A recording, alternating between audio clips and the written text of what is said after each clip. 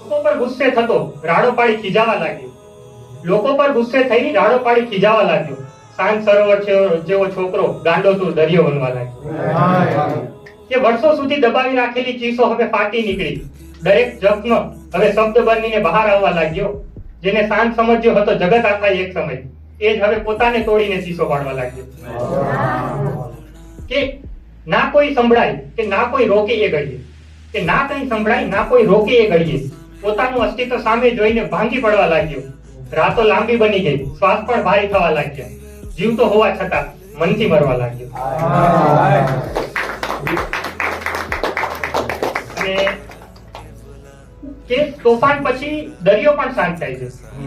એ યાદ આવતા શ્વાસ ધીમે ધીમે થંભવા લાગ્યો.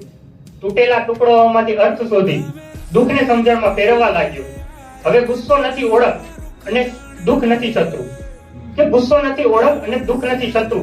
આ યાત્રામાં જ પોતાનું સાચું અસ્તિત્વ મેળવવા લાગ્યો.